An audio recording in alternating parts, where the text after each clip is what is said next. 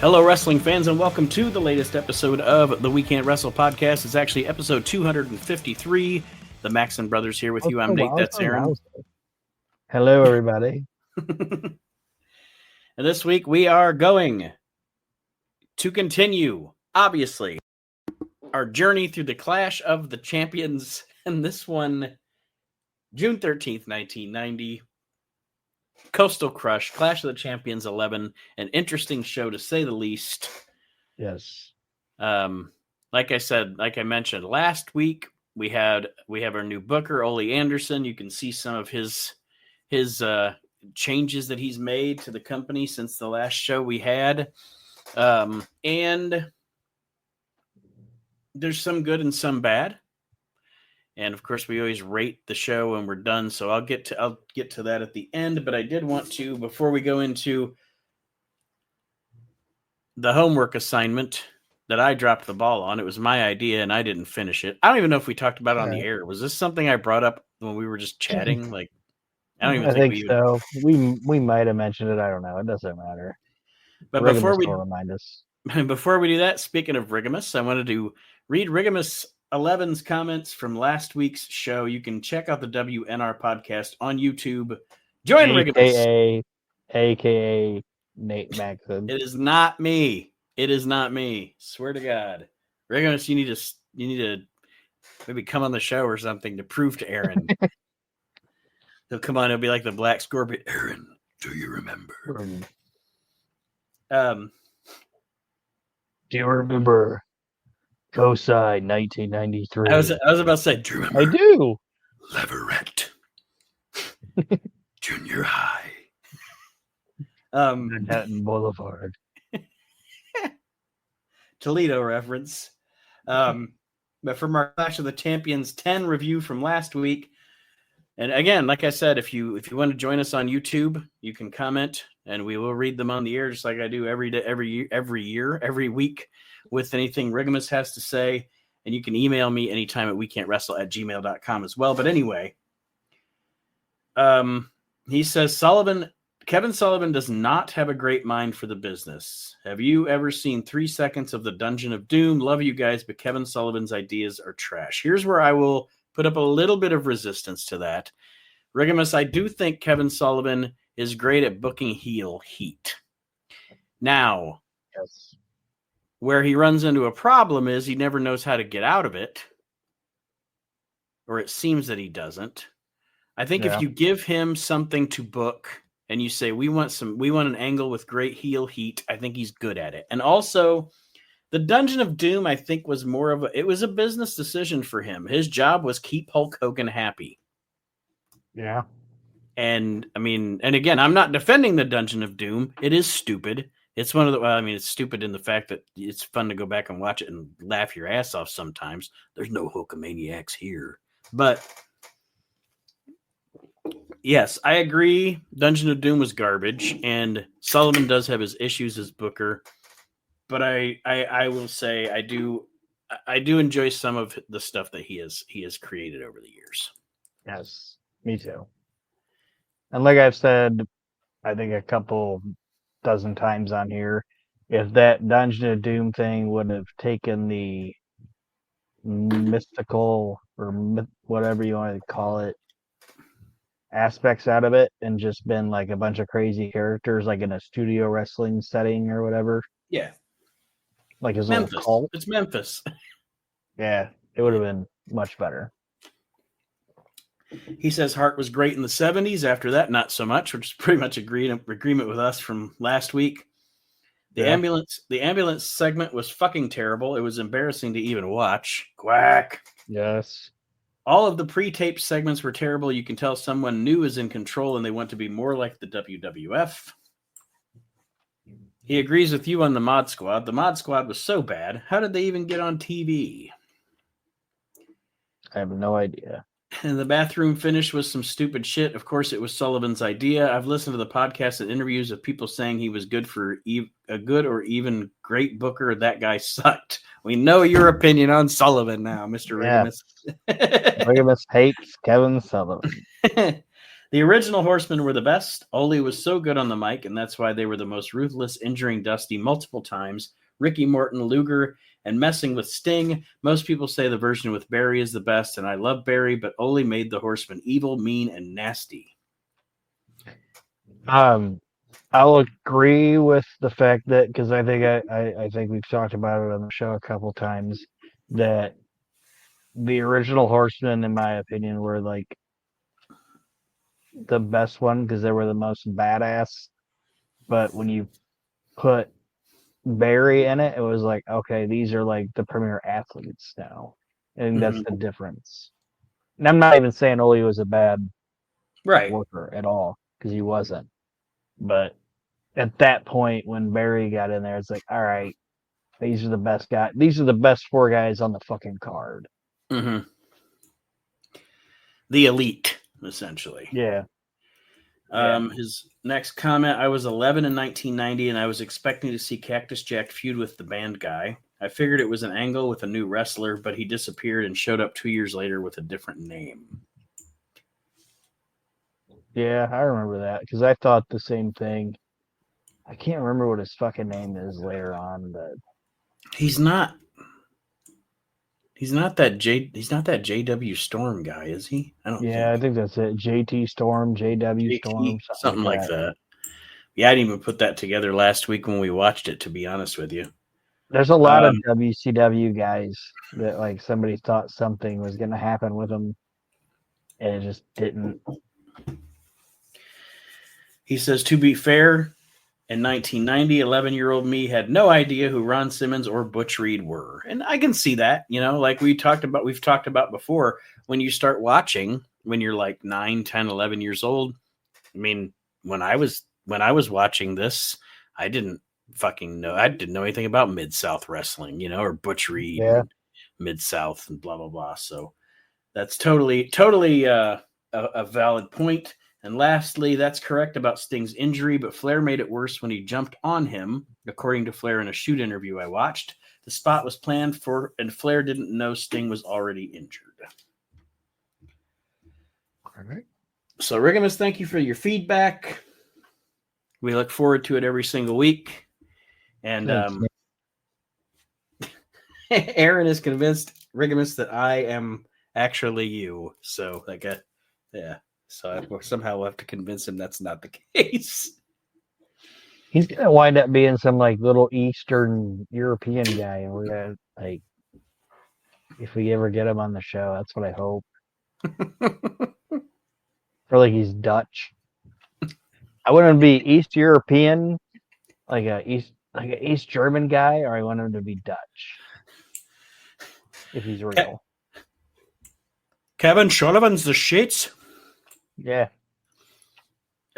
So what I was talking about earlier about homework, I don't remember if we talked about it on a show or if Aaron and I just talked about it when we were chit-chatting one day or something, but I think my idea was it would be cool to assign theme music to pro wrestlers in the 70s when theme music wasn't a thing. And of course, the rule would be, since you're doing this in the 70s, the songs have to be from the 70s or before the 70s. Obviously, somebody in 1976 wouldn't be coming out to Jump by Van Halen, right? Yeah. However, every other indie wrestler in the 90s came out to Jump by Van Halen, but... And I did my research and made sure each one of these songs that I picked at least came out in the 70s.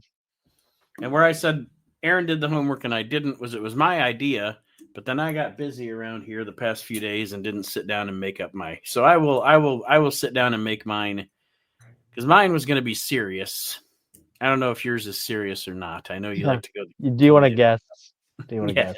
It's not serious, but all right. So let's do this. Aaron's 1970s wrestler entrance themes.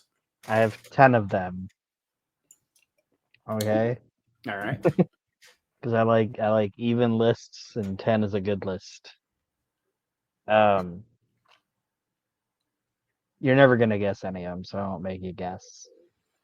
But I will let you pick if you want the first wrestler and theme song I thought of, or the last wrestler and theme song I thought of. How about you go from last to first? All right, number 10 is Mike Graham. And part of me hopes that these guys don't like it's like a shock that they're coming out to this. But it's Mike Graham, and he's coming out to Short People by Randy Newman. Short people got reason. No reason.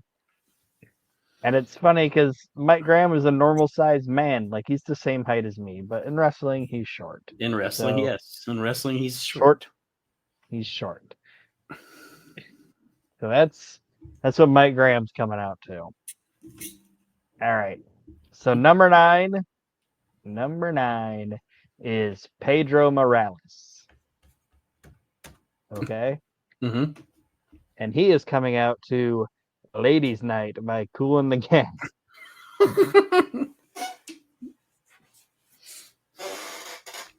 So that's Pedro Morales. He gets in the ring. He's like, "Oh, what a night!" Takes that microphone that's hanging from the ceiling. Yeah. Oh, yes, this ladies' night, and it's feeling right.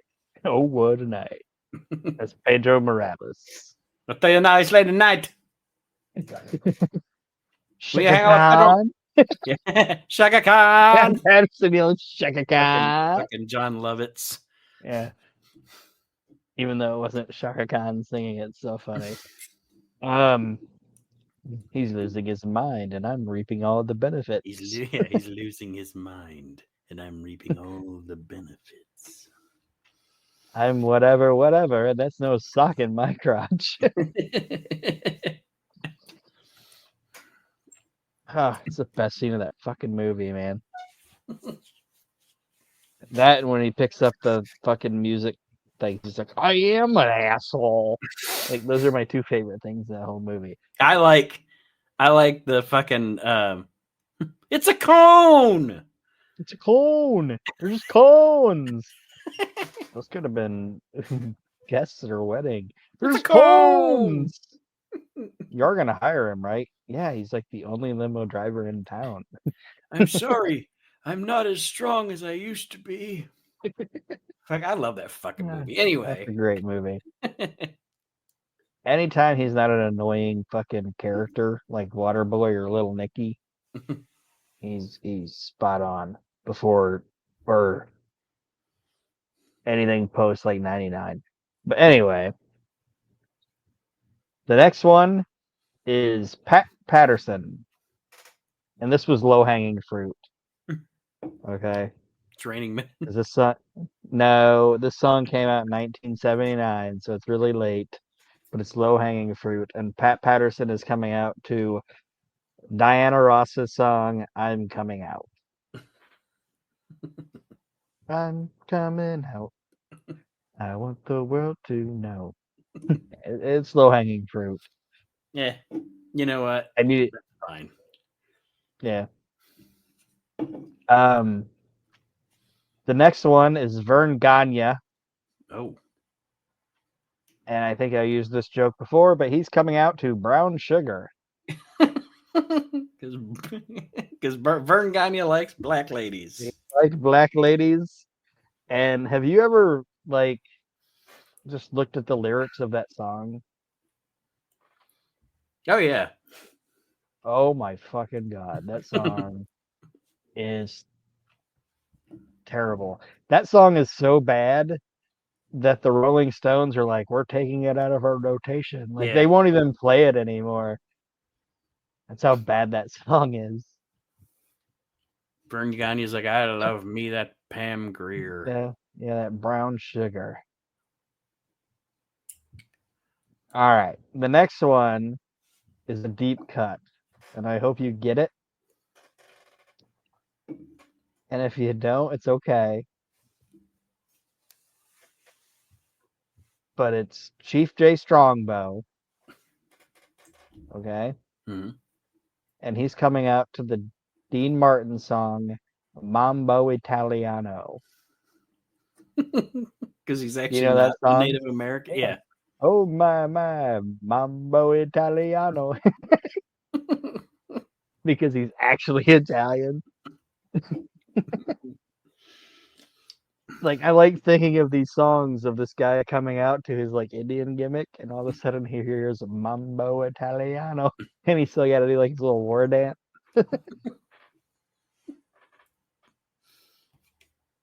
Oh, that one was funny to me. Maybe not as funny to you as it was to me, but that one was funny. All right, and I made you look up Dance, Dance, Dance, Yowza, Yowza, Yowza. By Correct? Chic, yes. By Chic. That song is going to be the theme song for Abdullah the Butcher.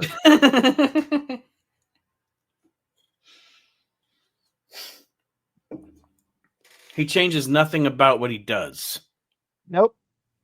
None of these guys change any of their gimmick. They still do their thing.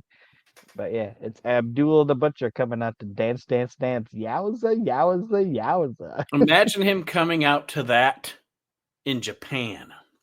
That's what I'm saying. Like, he's like chasing the coming, fans. he's coming at those fans and shit, and that song's playing. Chases the people and says, Yowza, yowza, yowza. That would be funny to me. Now, the next one is the only song that I picked that I'm like, this actually fits the guy. Okay. And you can use him. You can use this theme as his theme as if he's a wrestler or a manager. All right. Mm-hmm.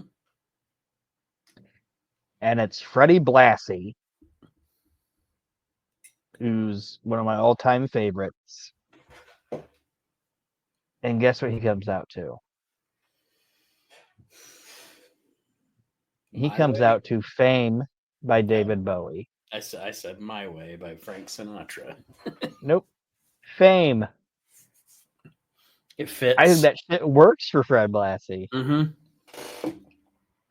Like, he could strut out to it with his cane and what cane? I didn't have no cane. No cane. I didn't know cane. But yeah, I think Fame by David Bowie would be a great theme song for Mr. Blassie. So, all right, we're moving into our top three here. Excuse me. And number 3, you might not know the name of the song, but you're gonna know the song. And it's Bob Backlund. All right. Mm-hmm. And he's coming out to the Street Beater. Do you know what that song is? The Street Beater? The Street Beater. It's fine if you don't. I don't think I do.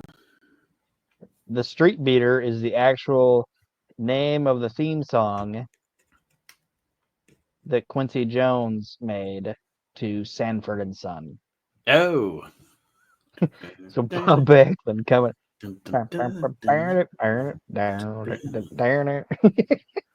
I don't know why Bob Backlund coming out with the theme song to Sanford and Son is so funny to me, but it is.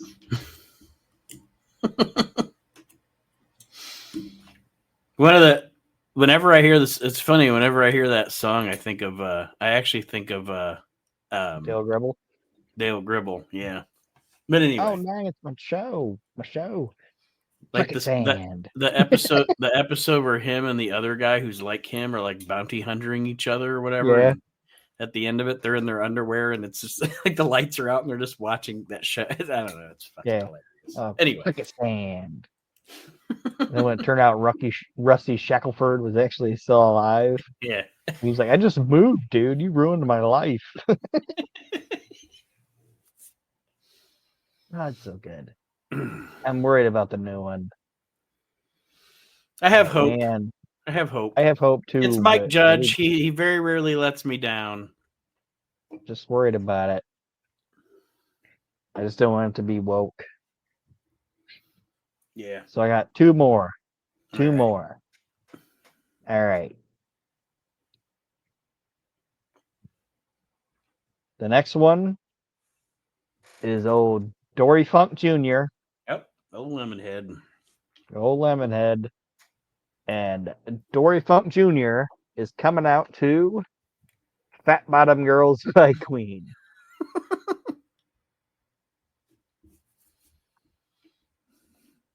Yo, I get down there on the ranch. I get down there on the ranch, and Fat Bottom Girls, they really make the world go round. Yes, they do. They just do. So yeah, that's what Dory's coming out to, is Fat Bottom Girls. And then the last one is a super deep cut. You ready? I'm ready. All right. The last one is Rick McGraw. Quick draw Rick McGraw. All right. Mm-hmm. And he is coming out to I Want to Be Sedated by the Ramones. I mean, much like Joe Scarpa with the Italian song, it definitely fits the behind the scenes. Yes. I want to be sedated. That's the one where I was like, doesn't Brett pretty much say in his book that Rick McGraw guy was never not fucked up? Like, yeah, he was the most fucked up one out of all of us. And that guy was fucked up all the time. Like, he said he had to like get him out of spaghetti and shit. Like, he'd just be eating spaghetti and just pass out in it. Like, Brett basically said I wasn't surprised that guy fucking died at like 32. Right. Yeah, that's the punchline. Like, so that's really one. Like, that's the one where I was like, that might be a little inappropriate, but hey, he lived his life. The man's long dead. It's not like it's too soon. Yes. So I don't know if that was as funny of a list as I thought it was, but well, it's better than my list that I didn't make. I thought Mambo Italiano, Street Beater, Mambo Italiano, and Dance Dance Dance Yowza Yowza Yowza were my favorite ones. But anyway.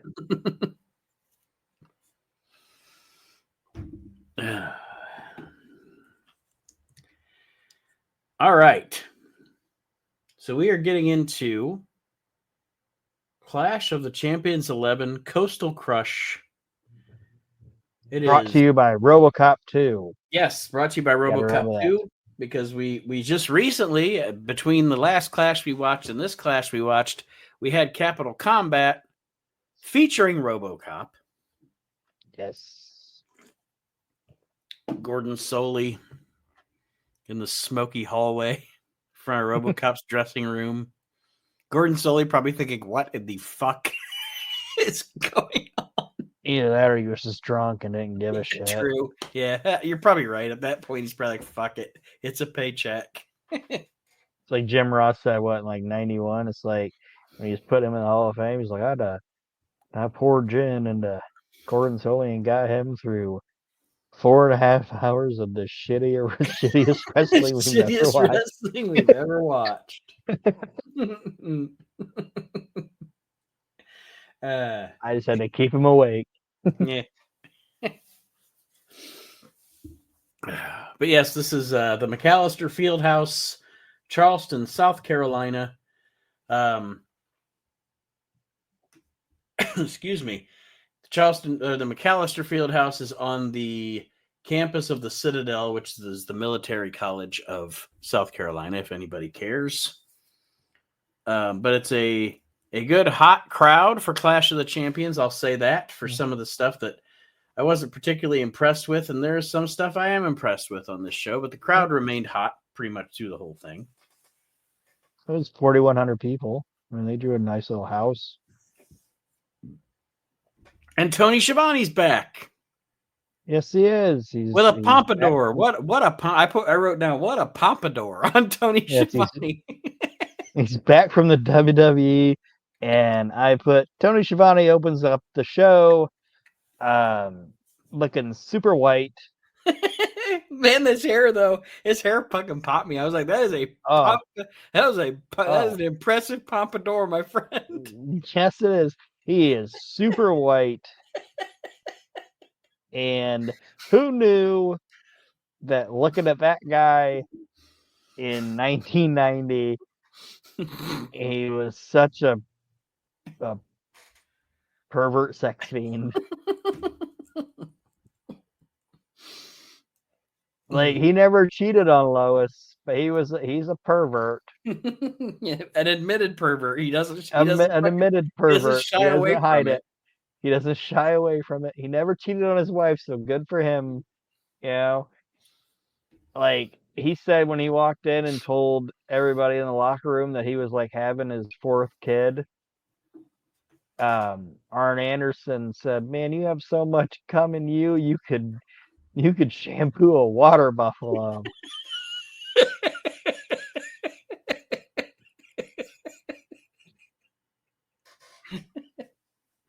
It's like, what? It's fucking funny. Yeah, like, your fourth kid? But anyway, but if you ever listen to like Shivani and Shoots after he got out of the business, like he's a perv, and that's fine. He's really fucking funny. He's a funny motherfucker. But yeah, here looking at him there, you wouldn't think it. Like you said, he's back from the WWF here, and I gotta say that little stint he had in the WWF. I know he actually just wanted to more be on the production side. He wanted to do Coliseum video and but I would say I always thought that in the WWF and later on in WCW, I always thought him and Jesse were actually pretty good together. They were. And Jesse he actually has some memorable things. He commentates for that. I think he commentates for SummerSlam in 89, and then he does the Rumble in 90. In that, like, the Rumble in 90 is cool because it has like that Orlando arena has a unique look. Yeah. And then Jesse's got like the mouse ears on, and I just remember Tony Schiavone going, "And here we go!" Just like, I don't know, it's just things that stick out in my child brain. Yeah. But and anyway, not going to get back into the WWF, we're not talking about the WWF, but yeah, but going back and looking at it, and like, I had been watching on the network. Like, I got bored one day, and I was like, I'm gonna start in like '97. And watch chronologically. And then obviously in that time they took Raw off the network. So I just started watching WCW more, and then we're whatever. I think he gets a bad rap as a commentator. Oh, I agree. And there's two reasons why I think he gets a bad rap. One being, at this time, he wasn't, until like 94, 95, he wasn't used as like a solid commentator. He was more of a host. Yeah. And then, well, I shouldn't even say that, because until Ross left, he was more of a host. Right. So 93. So yeah, around that time. And then I think in that era, he was the voice of WCW, and he had to be competition with Jim Ross, which at that time was, you weren't going to compete, And then at about early 98, what he's trying to put over is not that fucking good. Right. But I think he did a really good job with it. And if you actually listen to him and shit, he's funny. I like Shivani. I do too. He's called WCW a coffin on roller skates. So this shit's going downhill quick. Well, anyway. like Aaron said, Tony's kind of the host of the show here. He runs down the card. He's going to be doing interviews. Jim Ross and Bob Caudle are on the call. And oh, sorry. No, go ahead. I was just gonna say we talk about the roster a lot, which it's in my notes later on. But not only was WCW's roster at times super deep, and they didn't realize what they had, their broadcasting was super deep too. At points, like it's like you got Jim Ross, Bob Caudle, Tony Schiavone, Gordon Solie, Lance Russell, Jim Cornette, Paul Heyman. It's like, Jesus Christ, why did you fucking people not know what you were doing? Anyway. The opening match of this show, it is, of course, the Wild-Eyed Southern Boys against the Freebirds. I put down here the Southern Boys cut their promo in front of the Stars and Bars, and then we get the Bad Street USA video, which Bad Street USA is always one of those songs that when it's on a wrestling show, I'm a goofus and I'm singing along with it. Yeah. I love that too. And it's a great theme song. And when I heard it, I'm like, oh, finally, so they're using that again. Mm-hmm. And then I don't want to say it. Like, this isn't the match I was thinking about because they have several Freebirds, Southern Boys, Young Pistols, whatever you want to call them, matches. But I think this is, and it got buried underneath everything else in the history of WCW. But I'm gonna go out on a limb, and you can tell me if I'm wrong. But I think Tracy Smothers and Steve Armstrong are one of the most underrated tag teams of all time, in my opinion. And I think this is one of the most underrated and forgotten feuds. Like these two teams had fantastic matches together. Yeah, they did. Absolutely. And I would take nothing away from Smothers and fucking Steve Armstrong. I know I'll say this. I think that you're probably higher on them than I am, but I agree with you that they are definitely on an underappreciated list. They are a fantastic fucking tag team. Oh yeah. There's Go ahead, sorry. No, that's all right. I was going to say there's no holes in their game as a team. And like you said, I mean, pretty much anybody they were matched up with, it was great matches, but especially the Freebirds. Yeah.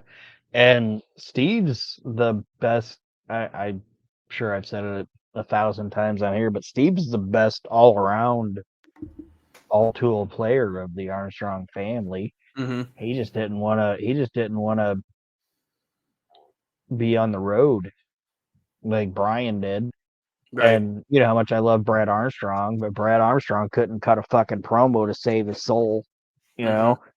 But Steve, he had charisma. He had the charisma of his dad. He had the work rate. He had all of it. And and that's what I was going to say. I actually have written down in my notes here because I wrote down this is the first time we've seen the Southern Boys as we're doing this series.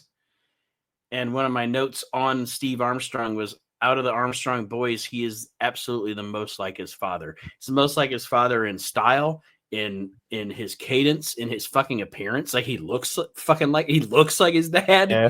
Like, yeah, he's absolutely the most like his dad. And if they would have kept on the Southern Boys, and I know they turn them heel later on, whatever. But if they would have kept on those guys and did something with them, this might be. You might tell me I'm super wrong about this, and I'm not saying they're as good as this team or whatever, but they could have been. I'm not saying they should have ever been the champs or whatever, but they could have been like the Rockers of WCW. Oh, no doubt. No doubt. That little come up from behind team, and yeah, I just don't think they ever did enough with them. I absolutely agree. A couple of my notes, other than what I had said there about Armstrong, this match is a great little tag team match, probably about 7-8 minutes, gets the crowd fired up. Great opener for the show. Yep. And then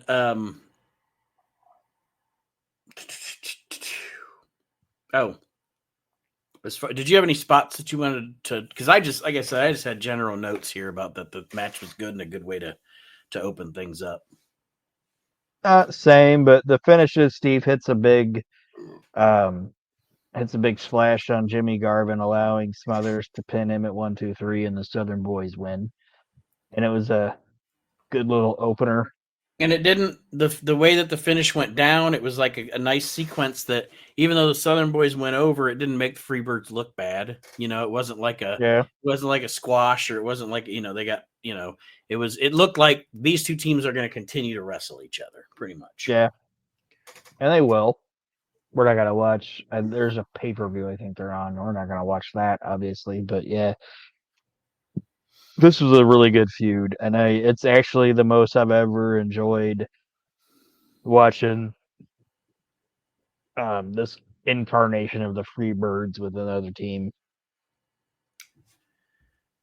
Before we go on to our next match in the ring, if you want to, you can call the WCW hotline right now and talk to Lex Luger. Did you notice that? I did not. On the hotline, you can call and talk to Lex Luger. Luger is spelled Lugar. WCW, everybody. Either that, or it was their way out of having some guy talk to him that wasn't Lex Luger. Yeah, it said call up Lex Luger on the hotline. And somebody spent like $37, and they're like, "Why do you have like a Boston accent?" They're like, "Well, that was Lex Luger." It was Lex Luger. We told you. Yeah, it wasn't Lex Luger. Yeah, so anyway, talking about Sting, and yeah, forget about it. Forget about it, Lex Luger over here. Why did Lex Luger sound like Chris Cruz? I'll tell you what. He said allocate right. I know that wasn't him. The next matchup on the show is quick and to the point. It's Bam Bam Bigelow, of course, with Oliver Humperdinck against Tommy Rich. Like you said, it's quick and to the point, but one of the only notes I have is, as much as I like Bam Bam, all right, I like Bam Bam Bigelow. I think this is his worst look. Yeah, I I don't like the outfit. Yeah, like it's like a V-neck kind of thing with the flames. Well, he always kind of had a V-neck. But it's like deeper. It's like a deeper, like I don't know. It looks like a onesie. I don't know. I just never like. I hate saying this about Bam Bam Bigelow, but like whenever he had like this look, I was like, man, he looks cheap. I'm gonna say this, and people can tell me if I'm wrong. And I know we've had this discussion about certain wrestlers before. To me, Bam Bam Bigelow never works in this promotion. And I know we've talked about before how, and we obviously agree that he has a great match with Barry Windham at Starrcade 88. But overall, anytime Bigelow's ever in WCW/NWA, I'm not a fan. I don't know why. He just doesn't fit it to me. The only time he worked and they ruined it was when he first came in and feuded with Goldberg in like '98 when he left WCW, when he left ECW, and he seemed like the outsider coming in. That worked until it didn't, and that might sound silly. Yeah, but that worked until they had him like starting to like interact with Hack and like coming down through the entrance, like when he was trying to attack Goldberg and all that shit, that worked. But just to my mind, for me, Bam Bam Bigelow, and everybody knows, if you've listened to the show, you know how much I love Bam Bam Bigelow. But he works in the WWF for me. He works obviously in Japan, but just I don't know why. He always seemed ECW in ECW, but WCW he just and NWA he just never. I don't know why I don't know what it is. I can't even put my finger on it, but he just doesn't fit. I can tell you what I think it is. I think it's kind of like how we talk about when the LOD went to like WWF and he seemed like watered down and cleaned up. That's how I felt like he was in like WCW. Mm-hmm. Like he was just another guy there. Right. You know what I mean? And except for when they first came in, after LOD got in there and got comfortable, they just seemed like another team. Mm-hmm. You know? I think that's how it was with Bammer. Well, I don't think WWF treated him that way until the end when guys started fucking with him or whatever. But yeah, Bam Bam gets DQ'd in this match for not breaking the 5 count on the choke, and I just wrote down here it's quick to the point, and at the end before they go to commercial, Bam Bam Bigelow yells into the camera, "I'll kill everybody! I'll kill everybody in here." Like, all right, man, chill out. And then that's Elegante's gimmick. Ric Flair, I kill you. 11-year-old me. You ever hear that story? Yes. Yeah, go ahead. Well, I was just gonna say, 11-year-old me watched this next thing in amazement, because I've talked about before how throughout his career and throughout my childhood and then teen years and everything, for some reason, and it's not for some reason, it's because it's something different than what we've seen. And he always was fascinating to me. I was always fascinated by Abdullah the Butcher. Okay. Because Abdullah the Butcher's stuff when I was a kid and stuff, first of all, there wasn't a lot of it. Yeah. Until I got older. So when you saw him, he had kind of a mystique. I know Abdullah the Butcher's not who, but what I'm getting to the point is when I remember distinctly being 11 or 12 years old, and when they would play these videos of Vader in Japan, this is such good shit. Like to entice you to want to see this fucking guy, Jesus Christ, like this is cool as fuck. What the fuck is that? Yeah, and I didn't pick Abby. Mine was, like when they would, before he got here, they'd show you like shit with like Muda. Mm-hmm. And they'd show you even after that, they'd show you like stuff from Japan with the Great Muda. Yeah. And I'm not gonna knock Muda or whatever at all, obviously. But I'm like, this shit's more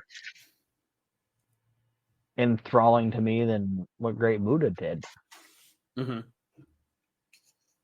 Like Vader was like nothing else that at that time, because like we had like you could watch the Great Muda, all right, but then you could also be like, okay, well he's like the size of Randy Savage. Mm-hmm. I know he's a little bigger than Randy, or he's the size of I'm trying to think of other guys, but it's like nobody looked like that was doing that. Right. And the fucking helmet and just the way he carried himself and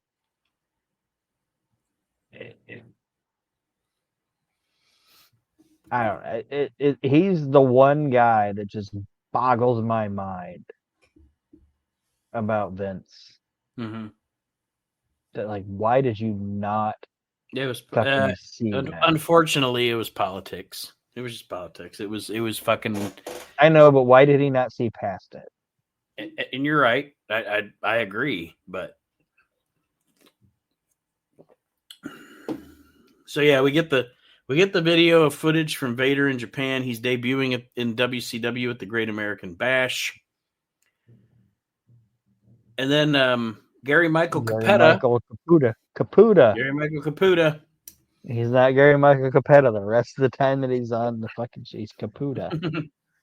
Is interviewing another man, another giant, who's going to make his debut at the Great American Bash. Who captivates you for a completely different reason. Yes, El Gigante, which from everything I've ever heard of El Gigante, nice guy, meant well. Yeah, nice guy, meant well. I've never heard anybody say bad about anything wasn't bad a piece about of shit, didn't have a big fucking Jorge ego or Estrada. anything. Never heard anybody say anything bad about the guy. No. But he just was in the wrong business. But like I'd never even heard Taker talk. I've heard Taker obviously say that was like the worst match I've ever had. Yeah. On pay-per-view, but he never said that guy was a piece of shit. Mm-mm. You know, he was a sweet man. Nope. Yeah. Just even Jim Ross. Jim Ross said the same thing pretty much. Just great guy. Meant well, wanted to do well, didn't ever give anybody any problems, didn't cause any controversy, didn't have an ego. Some of those guys that are shitty, but they're giants or whatever, get a big ego and shit, and they think they should be. Yeah, but just like you said, wrong guy, wrong business for him. But yep. But yeah, Caputa interviews El Gigante. He will translate for El Gigante, who has very broken English. And we don't know if Caputa was saying what he was saying. Yeah, El Gigante might have been a great heel. He might have been like, "Fuck you, motherfuckers." Yeah, you motherfucking American pieces of shit. El Gigante says he's happy to be here and loves the reaction he's got.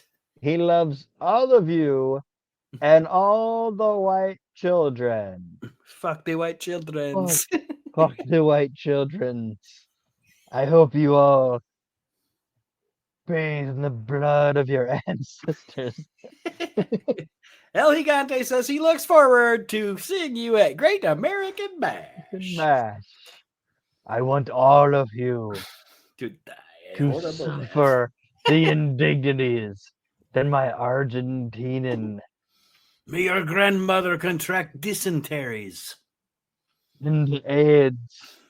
El Gigante says, go to the checkout stands and buy his teddy bear. But anyway, Capetta introducing us to El Gigante.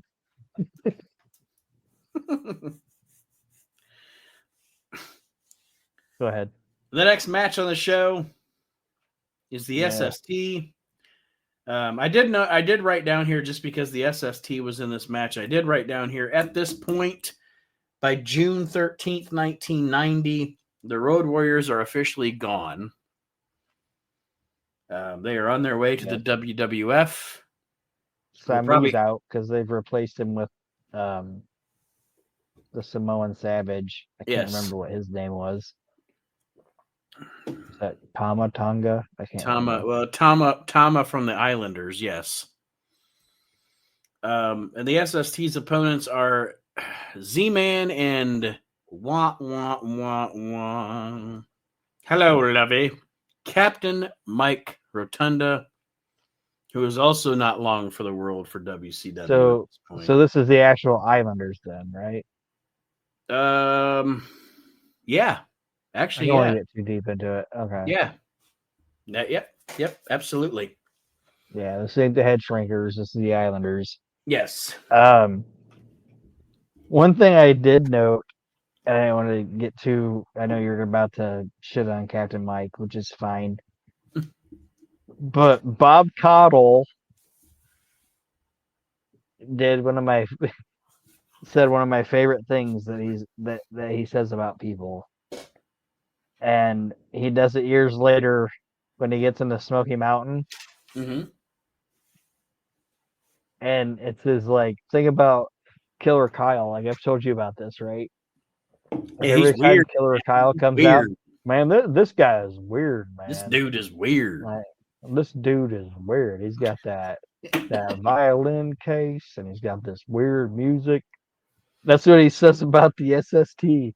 Like, they come out and they got their music going, Like they come out. Obviously, it's not on the network, but they come out to the Halloween theme, Yeah. and then they do their little Islander ceremony they keep trying to do, and the fans keep interrupting it. And Jim Ross is like, "What's this all about?" And Bob Cottle's like, "I don't know, man. It's just weird, dude. It's just like he doesn't say dude, but he's almost just like, dude, This this is is weird. weird. This is weird, man." Creep me out, man. I love Bob Cottle just being like anything he can't explain. It's weird. Like, this is weird. This is weird, man. I'm a little uncomfortable. I'm a little uncomfortable. It's weird. I don't like it. But yeah, I actually literally my notes are Captain Mike Rotunda, the ship captain thing or the sea captain thing has been given to Mike Rotunda. He's not a collegiate captain anymore. He's just sea captain. My note was in the creative meeting, somebody, possibly Ole Anderson or Jim Hurd, was like, "Hey guys, we need you to sit down for a minute. We got to brainstorm. How do we make Mike Rotunda more boring?" And somebody's like, "Oh, I know. Let's make him a yacht captain. That'll work." Approved. And Bob Cottle was like, "Man, that's weird. That's weird, man." That's But weird, yeah, my man." literal notes on the match, it's SST versus Captain Mike and Z-Man, and Rotunda pins Fatu. I have no notes other than that. That's it. They show us a highlight video of Mean Mark, who is now with Paulie Dangerously, because they're getting him them together. Yeah, I do too. And they're getting him fired up, getting him heated up to face Lex Luger for the U.S. title at the Great American Bash. Mean Mark is also not long for this world of WCW, because by November he is going to, I don't know, maybe start on some kind of a journey. Yeah, and that's where I got to the point where I was going to talk about the roster. Like, there are points in WCW where their roster was just on point. Like, they had the best fucking roster. Like, I'm not saying they were better than the WWF. Because the WWF had the characters and the presentation and everything. But just, like, right now they got, like, Mean Mark, Brian Pillman, you know, like, the Southern Boys, the Freebirds, the Midnight Express, the Rock and Roll. I don't want to get too much in the weeds, you know? Right. But it's like, Jesus Christ, these guys could fuck up boiling water. It's like, what's wrong with you? You're the best. There's like 2 to 3 year intervals where you have like the best fucking roster on the planet and you have no fucking idea what you're doing. Welcome to WCW. Yeah. We burnt your toast. Yeah. Like, who looks at a guy like Mean Mark? Okay. And I know he wasn't the Undertaker at the point, but who looks at a guy that looks like Mark Calloway and can do what he can work do, like he does, and can do what he can do, and say, we don't see any money in you. Right. Hit the bricks. What the fuck? Go kick rocks. All right, I'll go make a bunch of fucking money. Thank you very much. Yeah. But yeah, the match here is Mean Mark with Paulie Dangerously against Flying Brian Pillman, and essentially my notes for the match were just this was a match to get Mean Mark over. Pillman works like he should, and Mark catches Pillman into a slingshot, which is pretty impressive to win the match. They have a good little match here. It does what it's supposed to do. Big man, little man match. Nothing wrong. Yeah.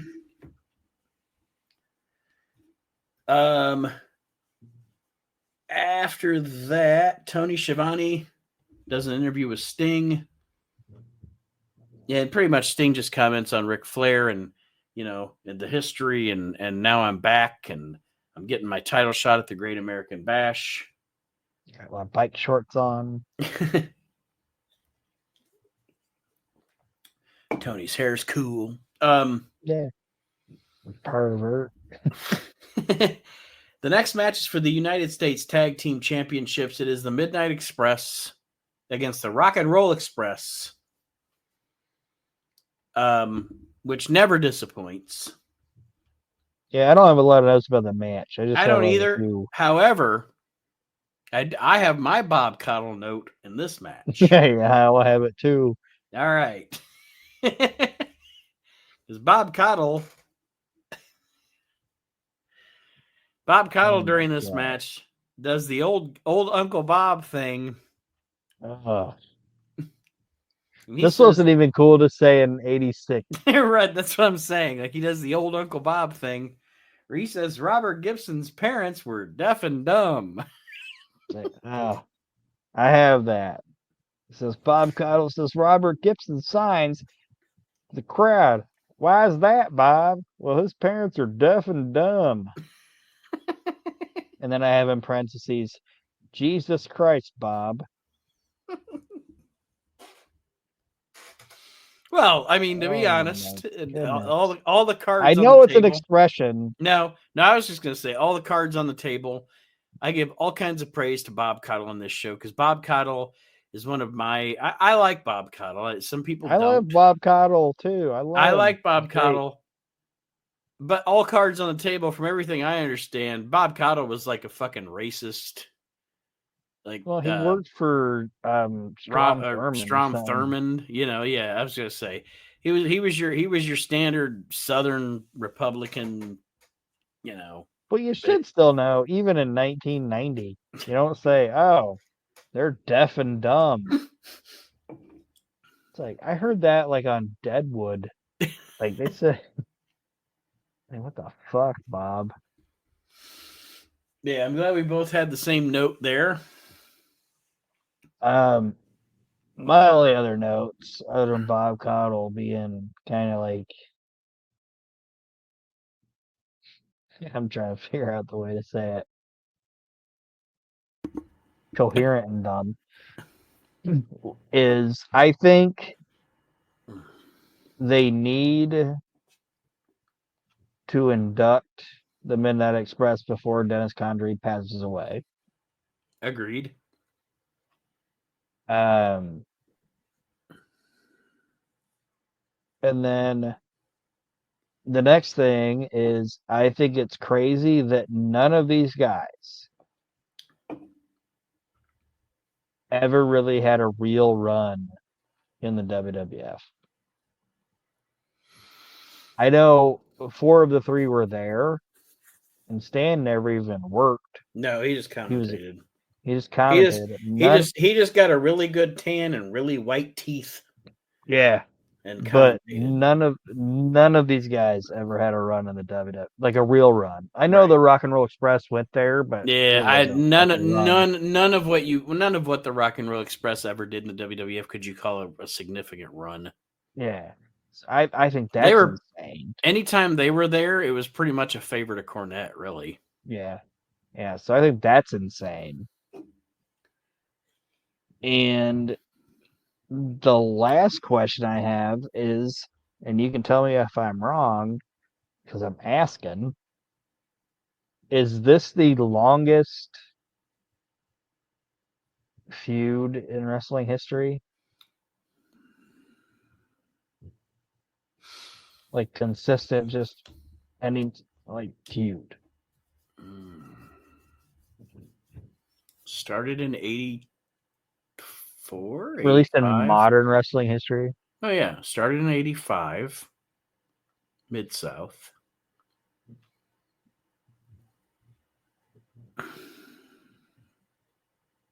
Maybe. That's a question on the spot. I'd have to think about it for a little bit. But possibly.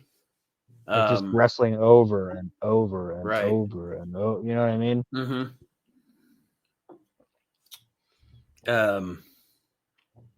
Anyway, that's just something that popped in my mind. Is like these guys. There were times where like anytime they're in there, that's the only people they wrestle. Right. This match. We won't get too much into it. I don't have a lot of notes on the match. I don't. Fucking Rock and Roll Express, Midnight Express match. You don't have. I don't either. And it's funny because I did write down it's the Rock and Rolls and Midnights. It's really good. For any other, when you're classifying it as a tag team match, it's a 5-star match.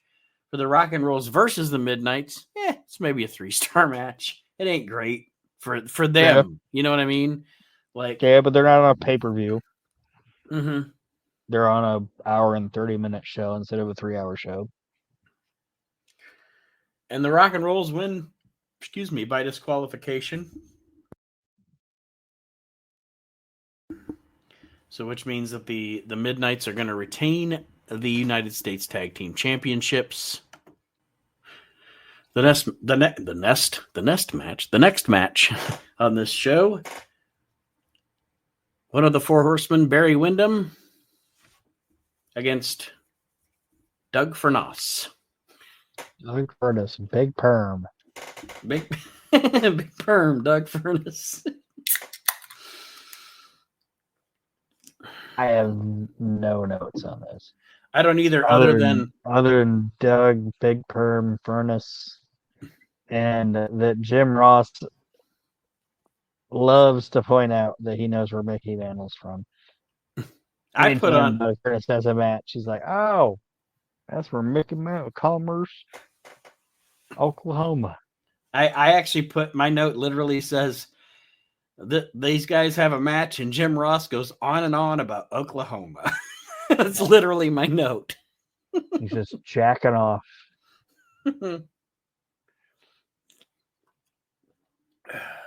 Bob Caudle doesn't even care. Like, he's just to look to Jim and be like, if you're going to keep talking about Oklahoma, just as deaf and dumb. I don't care, man. But yeah, Windham and Furnas have a match, and Windham wins with his feet on the ropes. Yep. Nothing good, nothing bad, just kind of on the show to get these two guys on the show pretty much. Pretty much. The billing Doug Furnas is the strongest. Did he ever win like a world's strongest man thing or anything? Like, I don't even know. Fucking knows.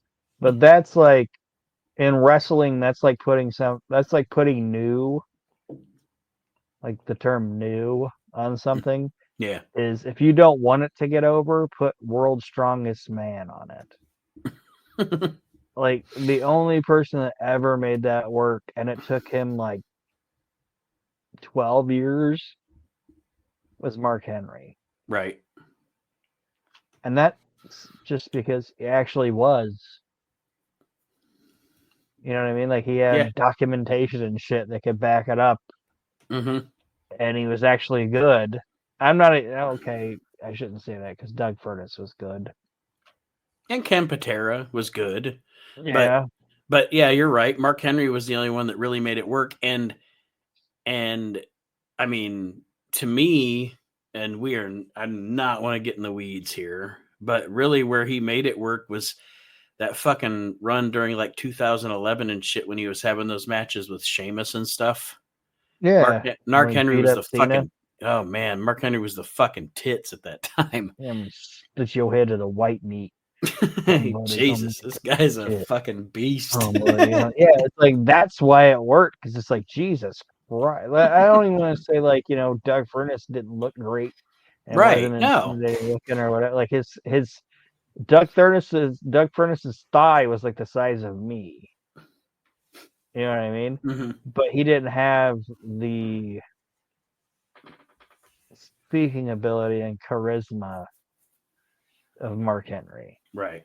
And I know you said Ken Patera, but Ken Patera wasn't a great bell-to-bell wrestler. He had the charisma, and he was a prick, so that worked. But it's like, to me, it's just like, if you put new or world's strongest man in front of something, it's like, this is going to fail. So Windham beats Furnas. And then Big Perm. I put down here, Aaron. Here's our tuxedo for the evening. Yeah. See, Sid Vicious cuts a promo wearing a fucking tuxedo. I feel like at the beginning of this, you didn't believe me or you were like, Aaron's crazy. He doesn't. But I'm definitely gonna point every out one of these fucking shows up until like 95. Somebody is wearing a fucking tuxedo. We're gonna get Flair for the gold, and there's gonna be like 5 guys in tuxedos. Jesus fucking Christ. You know who has the coolest tuxedo Why in is wrestling? Sid wearing a tuxedo? He's Sid Vicious. You know who has the coolest tuxedo in wrestling? Lord Alfred Hayes? No. Hillbilly Jim. Hillbilly Jim has a series of god-awful tuxedo matches with Mr. Fuji. Okay. I thought you meant just like in general. No, in the mid-'80s. And everybody else in wrestling always wears the black tux. Hillbilly Jim wears the white tux. Yeah. And it just stands out like this fucking burly, bearded, long-haired hillbilly man in a white tux. Anyway. I get it. I was just the matches are fucking awful, but oh yeah, it's a Hillbilly Jim match. You can't take it. That dude was fucking over before he got that injury. He was. Before he got that injury in that match with Beefcake. I'm not knocking Hillbilly Jim as like a talent or like a character or whatever, but it's Hillbilly Jim. Anyway, the match we're getting into here is Sid Vicious, accompanied by Ole Anderson, versus Lex Luger. And I don't know if somebody was injured. I don't know what the deal was with this, but they get in and out of this shit quick in like 30 seconds. Yeah. It was my note is Luger beats up Ole Anderson, clothesline Sid 1, 2, 3. Your winner's Lex Luger, and it was still better than a Norman the Pervert match. Well, that's over. We get hype for the Great American Bash. And the next match on the show is the Steiner Brothers versus Doom for the World Tag Team Championships. I only have 3 notes because I was just watching it. Doom is like I can watch these 2 teams wrestle all the time. Oh yeah, absolutely. Doom is managed, of course, by Teddy Long. There are prominent peanut head chants during this match. Yes, and Bob Caudle goes, "I think." Outfit. Bob Caudle's like, "I think they're talking about Teddy Long." It's like, who else would they be talking about, Bob? Yeah, who else is Peanut Head? I think Bob's deaf and dumb. Deaf and dumb. Deaf and dumb Bob Caudle. Hello, wrestling fans. My notes here, like Aaron said, I wrote down here, Steiner's versus Doom is always so badass. They actually play they actually do the because a lot of times with these 2 teams, it's very much like a tags in and out, just guys fucking each other up. This match, they actually kind of play a standard like Southern style tag team match with Scott Steiner waiting for the hot tag during this match. So yeah. I appreciated that. It was a little different than a lot of their other matches were. My only notes, actually I had 2 notes because my last note's just the fucking finish of the match is, no matter how many times I see him do it, and I know it happened years and decades ago or whatever, Scott's reverse slam is insane. Yeah. That's an insane move. And I think I've seen Braun do it a couple times now. But watching Scott Steiner do it is crazy. Every time he does it. And in this match, he hits Ron Simmons with it, and then immediately hits Butch Reed with it. It's like, this guy's a fucking freak, man. Well, that's what I always say about, you mentioned Braun Breaker. So I always say about like him He is actually probably currently in my top 3 pro wrestlers on the planet. And I was just talking to Chris Wood, one of our folks here at the WNR podcast group and Facebook, like one of our admins. He's been on the show a few times, but Aaron and I have known him forever. But anyway, we were talking the other day, and it's just that Braun Breaker kid is insane because as a fan of the Steiner brothers, it's insane to watch a guy that is the Steiner brothers as one person. Yeah.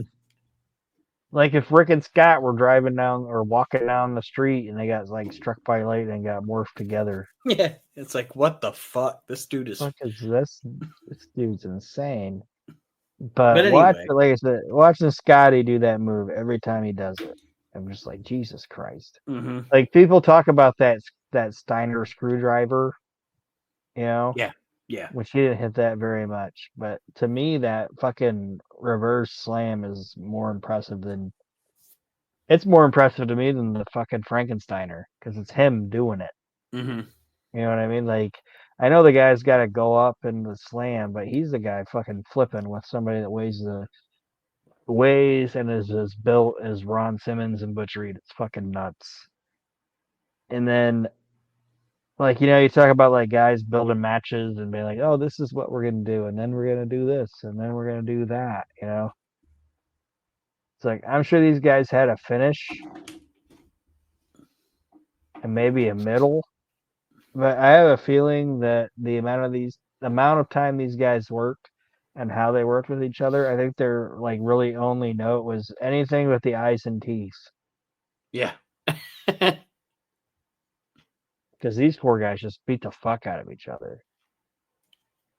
And it's crazy to me that Butch Reed, out of all of them, like you're looking at it, and I'm not knocking Butch Reed, but he's like he's like like not baby, but he's like the soft guy of the group. Is Butch Reed? It's like Jesus Christ. He's the teddy bear, really? Right. The fuck? Like these guys' matches are insane. Totally agree. And the end of the match comes when Butch Reed hits, I think, Scott Steiner with the brass knucks. So Ron Simmons pins Scott Steiner. Yeah, and Ricky ends up rolling up Butch, and it's like a double pin. And Doom's declared the winner, and then Jim Ross cleans it up in like post commentary saying that the reason Doom won was because Scotty and Ron were the legal people in the match. Mm-hmm. Which is true. It's true. Yeah.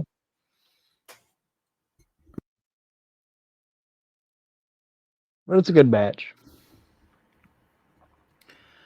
Up next, Captain Pompadour, Tony Schiavone, interviews the Junkyard Dog, who is getting an NWA Pompadour championship. Pervert. The Pompadour Pervert, Tony Schiavone, interviews JYD, the Junkyard Dog, who is getting an NWA championship match tonight against Ric Flair. I wrote down here, I love the whitest guy interviews the blackest guy. And also JYD says, like a cabbage, all head, no rear. Yeah, I ain't like no cabbage, all head, no rear.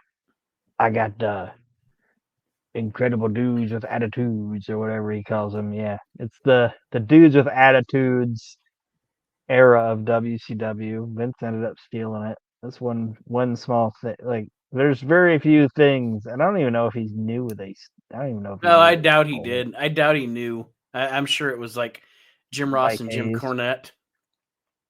Or Mike Hayes or something like that. Yeah. Oh, dudes with attitudes. I like that, pal. That's good shit, pal. But yeah,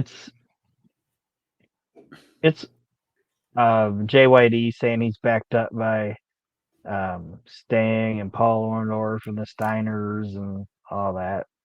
Yeah. It's a good little interview. Oh, absolutely. JYD, no matter what you say about him in the ring, because I do have I do have a note about how in the main event later on, he's obviously way past his prime, but never lost it on the mic, man. He can still have a great way. It's always a great promo when JYD's on the mic. Yes, it is. The next match is probably the best match on the show. Solid wrestling match, yeah. Yes, it's Paul Orndorff. I like the Steiners and Doom is my favorite match on the show, but okay. Paul Orndorff, Arn Anderson. Arn Anderson is the world television champion now. One of my notes here is I have never been a fan of Paul Orndorff as a babyface. Like, it's funny, you know. My first note is the Dwarf never worked for me as a babyface. No, didn't. They just didn't. He worked for me as a babyface moving into something. Mm-hmm. You know what I mean? Like his feud with Hogan. Oh yeah, his feud with Hogan. Like he was never intended to be a babyface. It's like we're just gonna make you a babyface for like 4 months so we can turn on Hogan, right?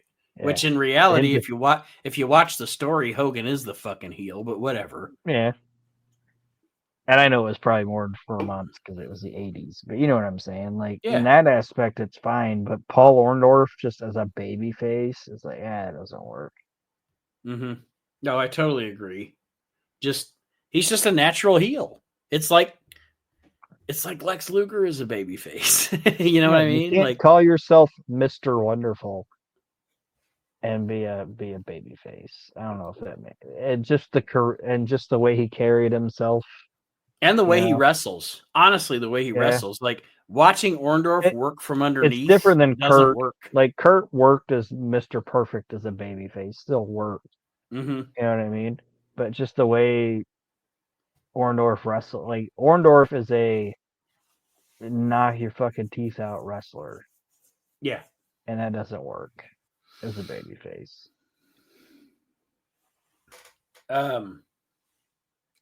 The other note I got, and then because I don't have a lot of notes about the match, so you might. I don't. But I just put down this is a really good wrestling match between two super pros, and I also liked the Steiner Doom match, but for some reason this match was actually my favorite match on the show. I mean, it's a great match. I'd put it as my number 2.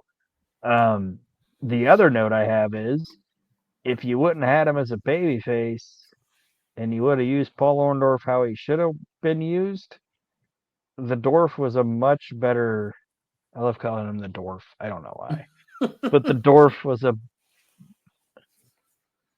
was a much better option than the Black Scorpion. Yeah. Yeah. Like if this would have been Sting and heel Paul Orndorff, Jesus Christ. And they were gonna do it. We might talk about it later on because it might be on a Clash of the Champions. At the end of this Dudes of Attitudes thing, I think they actually were planning on it because there's a point where some shit goes down with Sting and Orndorff and the baby faces, and Orndorff's like up at the top of the aisle looking back at Sting with like hateful eyes or whatever, and it never comes to anything. So I think it actually was a plan at one point for him to turn on Sting. They should have fucking did it. That would have been fucking gangbusters, man. And you saying the Dwarf now makes me think of like Paul Orndorff doing the Dwarf on golf videos. Oh, I have many memes. But it's him. That I've posted. I guess I missed him. I've taken Paul Orndorff's head and put him on many Dwarf on golf, Dwarf on swimming. You'd have to go years back on our Facebook page, but there's plenty of Dwarf things. I stopped after he passed away because I'm like, I'm not. I even did it where like they had Conway's head like at the bottom of the VHS box, and I made sure I made Dwarf's head smaller and put it on there. Yeah, it's a great match. Paul Orndorff wins with a reverse cradle. I guess I didn't realize because I wrote down here I didn't realize I guess I didn't realize at any point during the match, maybe they mentioned it, I missed it. I didn't realize it was a non-title match because he doesn't win the TV title. Yeah, they mentioned it at the beginning. Jim Ross mentions that when Arn's coming out, he says that this isn't for the title, it's a special challenge match. But good shit, Arn Anderson, Paul Orndorff. After that, Tony Schiavone is with the Horsemen, Ole Anderson, Barry Windham, Arn Anderson, and Ric Flair. They're talking about the Junkyard Dog and everything coming up. And then I put down, like, Sid shows up late in the interview. He's not there. He's not there at first. He put his tux back on, and they were like, "What are you doing? You just lost a 20-second match. Take your tux back off." You didn't know I'm psycho. And we're going into Black Scorpion era here. So my one note was that this is one of the last times, and the last time on this show, I think, or in this series, that we're gonna actually, excuse me, see Ric Flair as Ric Flair, if you get what I'm saying. Yep. Like, big hair Flair is about to go away. Mm-hmm. I'm like, man, he's actually coming out to his Nature Boy music. He's got his big hair. He's got his robes. He looks like Ric Flair. Yeah, I know that's fucking great that you, because I actually have on my notes here, because on the last show we had him have the generic. He had the generic type, like gladiator type music. Yeah. And I wrote down here, Ole Anderson, at least for now, has Ric Flair playing Ric Flair. Yeah, he hates him, but he knows what he is. Mm-hmm. And a couple months from now, Ole's going to be pushed down a little bit by Jim Herd, and Jim Herd's going to be like, "Oh, we got to cut his hair and give him an earring and do this and do that." He's Spartacus. He's Spartacus. You know? Ole, for whatever it was, for whatever you want to say about him, Ole was the last booker until, because Eric really wasn't a booker. So I don't want to say it. Like, Ole was the last guy that fucking understood wrestling and understood what worked. Mm-hmm. You know, why do we have to change everything? You know? Yes. Just keep going with what works. Go with what this region and what this audience wants to see. But anyway. So our main event. Goodbye, big hair Flair. We'll miss you, buddy. Our main event is the Junkyard Dog, who comes out obviously with a band. I'm assuming that, of course, the WWE always has to overdub things on the network, but I'm assuming he came out too when the Saints come marching in. Yeah. JYD comes out with the band. He's challenging Ric Flair, like me and Aaron said. Flair comes out as actually Ric fucking Flair to this match. Yeah, it's like, I'm sure they probably wrestled at a time that I'm not going to remember off the top of my, like, in Mid-South or whatever, but it's like, man, imagine if this would have been like prime JYD and this Ric Flair. Jesus Christ. And I don't know. JYD would have been in shape. To be perfectly honest with you, at least on television, I don't know if they did. Like, there has to be a time. There has to be a time, at least, maybe not on TV, but at least sometime Superdome, maybe a Superdome show, a Superdome or something that Ric Flair wrestled Jay. There's no way that didn't get booked. Afro JYD versus really big hair Ric Flair. That shit happened somewhere. I know. Let me see here. Like I said, I wrote down and I mentioned it earlier. As far as the in-ring goes, you can obviously tell Junkyard Dog is way past his prime.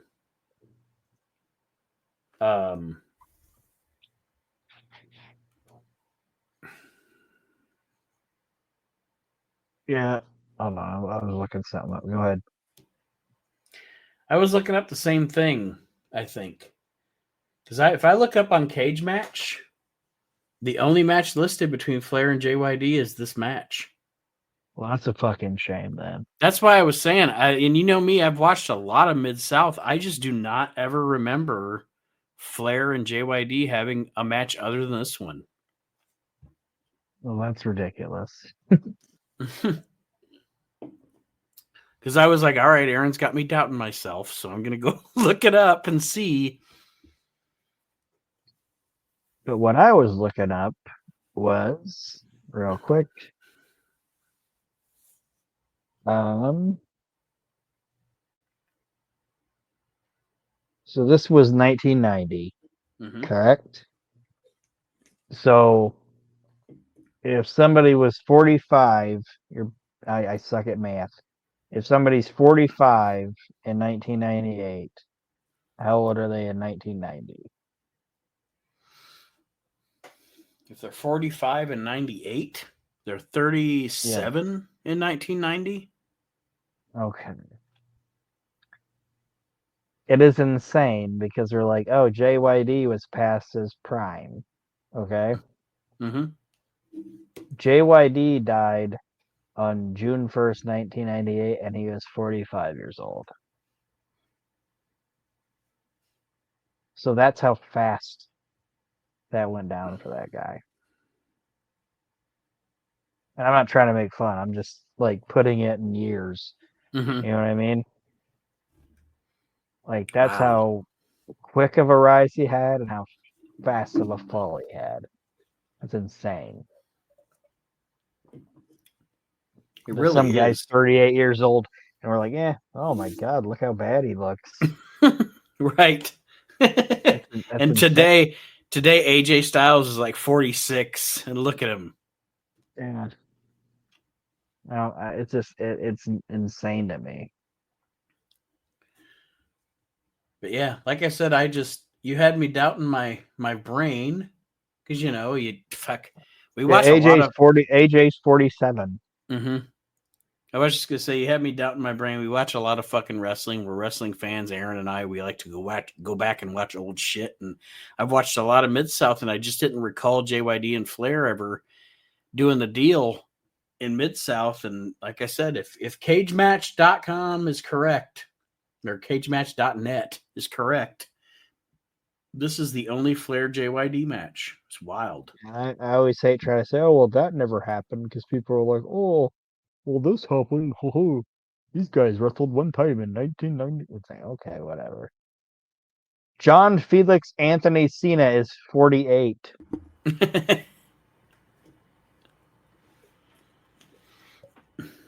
I was like, who's another wrestler? John Cena. He's 48 years old. Randy Orton. Randy's, I think, my age. Let's see. My personal favorite wrestler of his generation. Randy's my age. Still amazing, in amazing shape. Oh, yes, he is. Randy's 45. I feel like those three guys, okay, yeah. Like three of the biggest stars of their generation are older. I don't know if like the age thing I'm saying makes sense. Oh, absolutely. Like, Jesus, look how fast that guy fell. I don't know, whatever he hit. It's insane. It's absolutely wild. Yes. But we all make our own fucking Cocaine's choices. A hell of a right? drug, man. Yeah, we all make our own fucking choices, right? Like Rick James said, cocaine's a hell of a drug. So yes, it's Flair, JYD. They have a match. Nothing to write home about.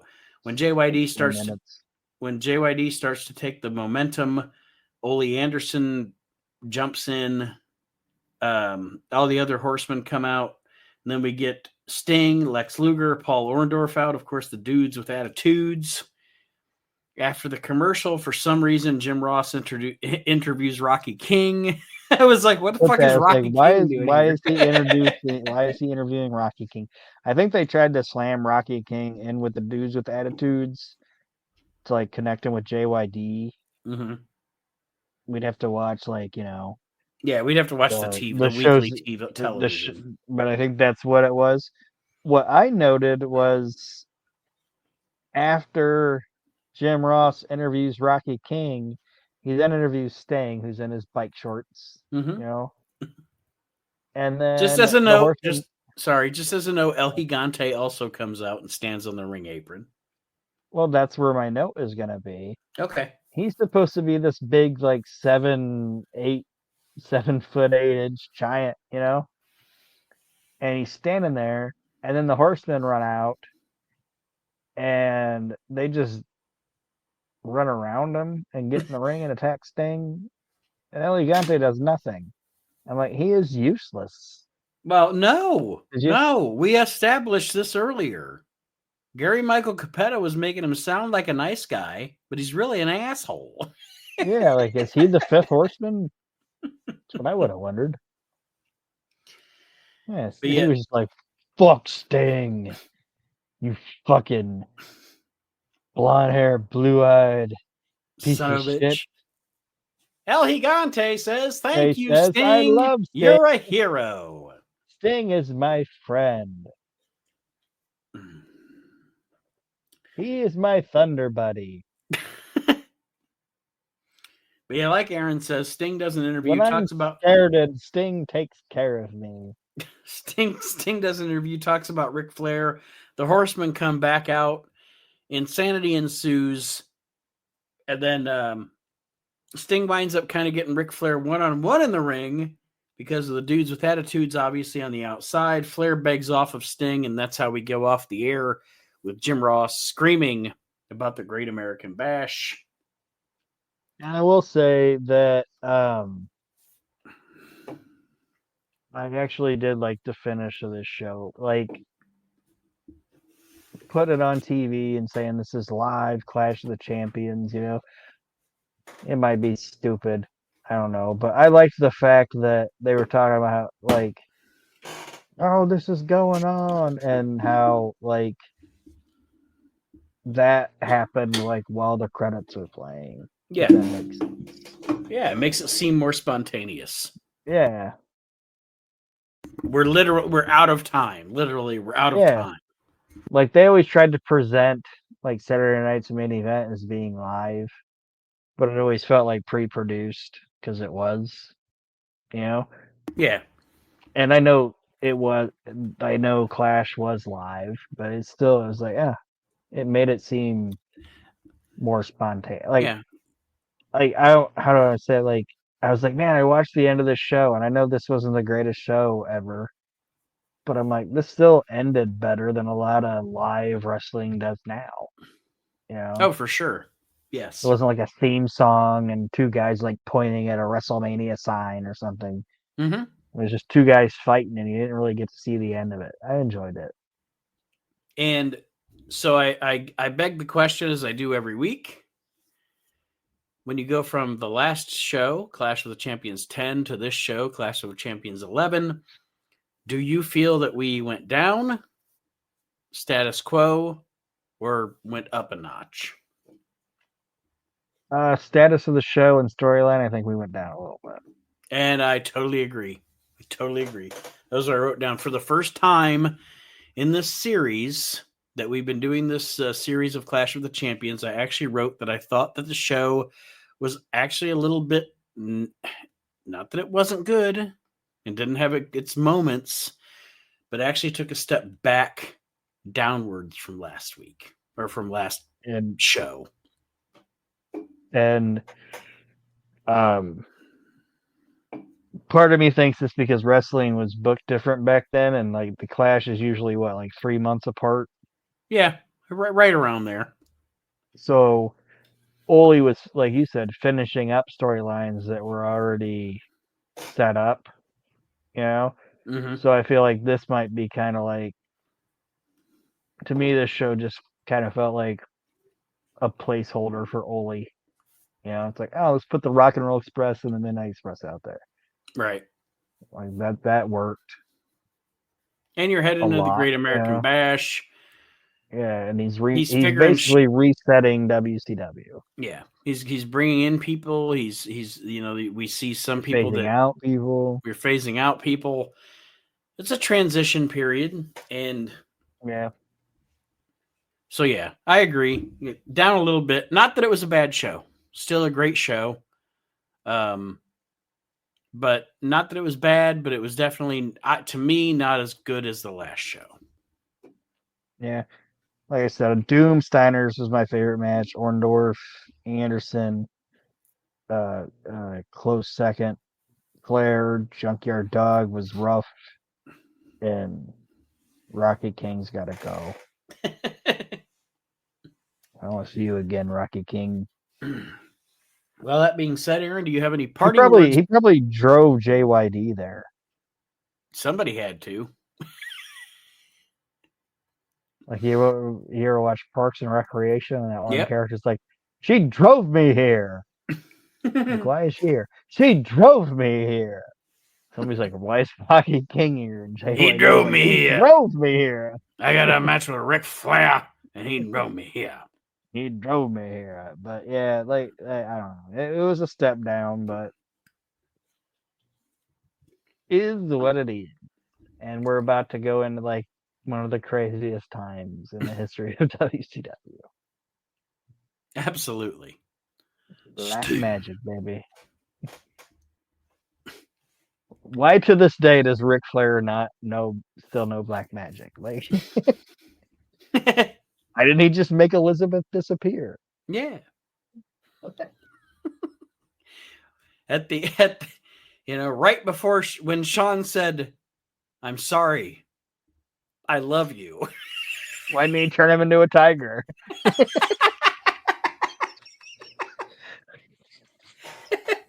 Sorry. That's amazing. All right. Join us on the. I'm sorry, I love you, and then he just threw down some smoke and disappeared. Shawn just kicked the air. Like, what? What just happened? That's what I would want Shawn Michaels' reaction to be too. Like, what? Yeah. What the fuck? Shawn, do you remember? All right. Shawn's like, in 97? No. No, absolutely not. I do not. I don't remember any of that. Join us on the WNR Podcast Network on Facebook in the Facebook group. If you ask to join, we will accept. And join us on YouTube, the WNR Podcast Network, for every episode of We Can't Wrestle Podcast or Reliving the Extreme, if that is the way you prefer to get your podcasts. Feel free to comment. Feel free to send us emails. I like the feedback. And that being said, we're going to sign off. We'll see you next week, everybody, on the We Can't Wrestle Podcast.